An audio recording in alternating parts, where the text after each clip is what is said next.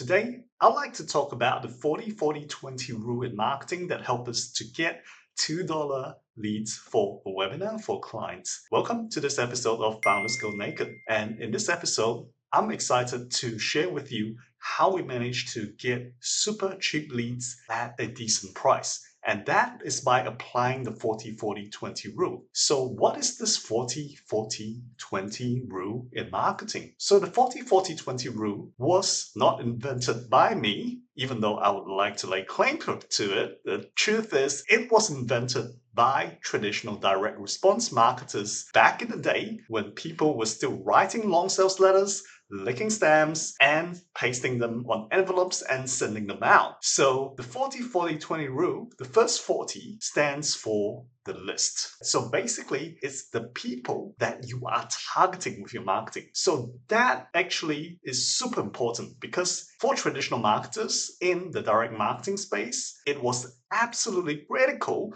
that they had the right list to target. Because if you send out an offer to the wrong list, basically, you're not going to get anybody to respond. For example, if you were to send out a protein powder made of beef, for example, to a vegetarian list, chances of you getting any sales is literally zero. So that is why the list is so important. And there are very many ways to manage the list. I won't go into all that, but let's just say understanding your target audience is super important. And that is the first step that helped us to achieve this great result for this client. So what is the other 40% of the success attributed to? So the second 40 is about the offer. Now, it is well known that if you have fantastic marketing, but your offer is poor, you would probably go bankrupt pretty fast. Conversely, if you have a great offer and poor marketing, you will probably still make money. So it is so important to cultivate that offer. And in this instance, our client not only had a very well-defined audience, but the offer for the webinar was very enticing. In this case, we had basically the latest scientific research on a particular type of ailment, a particular type of illness, and he was promising to actually be able to help you to control this disease with his particular methodology. So that is the offer, which was a free webinar. Keep in mind, the second thing is the offer. And the third thing, which to many of you might be surprising, is that 20% of the success and only 20% of the success is attributed to the marketing, which is the creatives, the ads, the copywriting, the videos that you create. That only attributes 20% of the success. Now, I want to basically put a caveat here to all this.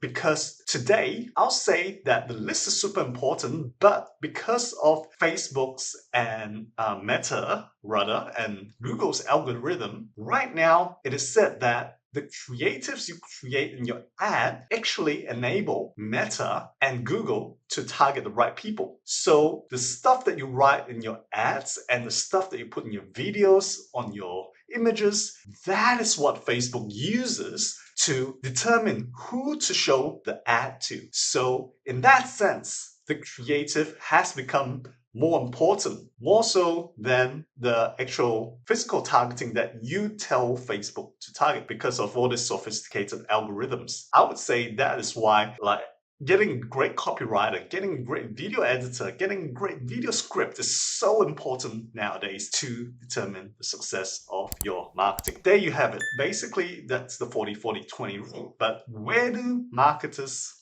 place 80% of their time in? Drinking coffee and watching TikTok? Yes, that's true. We do kind of drink coffee and watch a lot of TikTok, but that's totally for inspiration, Debbie. I mean, why else would we do it, right? Because we are highly productive people as marketers. All right, so let me give you some tips about the audiences, right? So I just gave you the first tip there actually about audiences, which is to make sure that creative is super duper targeted and is speaking to the right audience. The second tip I will give you around that is that you need to have a very clearly defined audience. And we talked about this before, so I'm kind of repeating myself here, but it is so important to clearly define your customer avatar. Otherwise, you don't know who you're writing to. You're just writing to anyone with a pulse, and that is not great for marketing, to be honest. Make sure you have a very clear understanding of your customer avatar. If you do not spend time to develop your customer avatar, look at your customer surveys. What are they saying? Who is responding? Who is buying your stuff? Get all that information and develop a very clear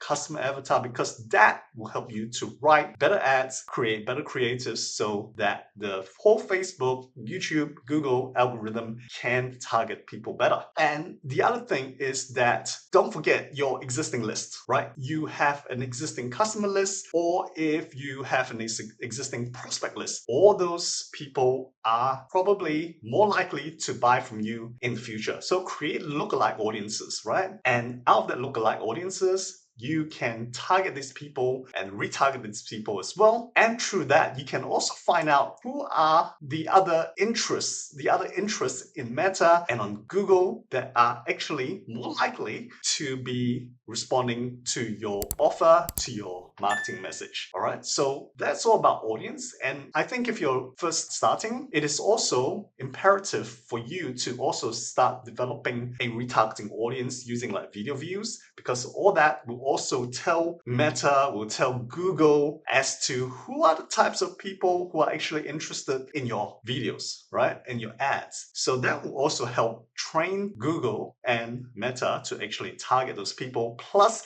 you are developing a retargeting audience for the future so that you can retarget these people again, which is a super great way of developing awareness and also branding for yourself and for your business. All right, so let's talk about the offer then. In this, I want to bring up Eugene Swartz, one of my marketing heroes, theory about this. Now, Eugene Swartz talks about 5 levels of market competition, right? He talks about the 5 levels of market sophistication, which is really decided by how much competition you have in advertising. So the first level, all you need to do is you just talk about your products, benefits, okay? So if your competition is very low, right? There's no one else like doing webinars on your particular topic, for example. All you have to do is talk about the benefits of your webinar and people will sign up. So what then happens when competition starts heating up? You have more copycats copying your stuff. That's where you start exaggerating the benefits of your product or service or of your webinar, whatever it might be. Start going into more detail. When I say exaggerate, it doesn't mean that you hype it up too much, but you go more into the details of the benefits that people can get when they attend your webinar or purchase your product. Okay, so that is level 2. So if I said radical marketing is the best in the world, is that an exaggeration? Well, when you say that, Debbie, it's that is, yeah, definitely an exaggeration, but it's something we also aspire to become the best in the world, helping coaches, course creators to market their offerings. So thanks for bringing it up. All right, so level 3, when competition heats up even more, what then happens and your exaggeration of your benefits don't work so well, this is when you introduce a mechanism. So what is a mechanism? So that's like your blitzvertising system at Radical Marketing, which helps your team to kick ass. It's a unique process or secret ingredient that has a name to it. Yes, Debbie, our blitzvertising process is a process where we can create this whole framework and this whole process where we can lower down ad costs and at the same time generate the right type of quality leads for webinars or for one-on-one consultations, whatever it might be. We've named it blitzvertising, and it's just not just a hype things that sounds cool, right? Even though in this case, that blitzvertising helps us to differentiate ourselves from the marketplace because other people may not have such a framework, but we have this framework and this process for creating ads that actually work, that has been developed over the past 10 years of running this agency. So that's why we have this process and we put a name to it and we call it a very cool blitzvertising, which I like very much personally, but who knows? Some people might not like it and that's cool. So for many of the coaches out there, you might have whatever formula, whatever blueprint, all that stuff, right? The ultimate entrepreneur blueprints or the property income blueprints or whatever it is, right? Just coming up with stuff. I'm sure you can make some better sounding mechanisms, but not just only that you have that mechanism, you must clearly define how it actually works, because otherwise it's just fluff, right? So what happens when everybody else also has a mechanism? Then what Eugene Swartz says here is that you exaggerate the mechanism. This is where, once again, you get more specific about what your mechanism can actually do. So that's like saying radical marketing has a system called blitzvertising, which is geared to get you the lowest cost per lead consistently. Is that what you mean? Correct, Debbie. That is exactly what I mean by having a mechanism that you name it and then you exaggerate it by actually specifying what exactly it does. And in this blitzvertising system, what we do is that we have a lot of ads, right, that is running concurrently. We're split testing like mad on the ads, on the pages, on everything, and we're looking at the stats, looking at the data to tell us what works and what doesn't, and we quickly kill off those that don't, and we quickly scale those that do.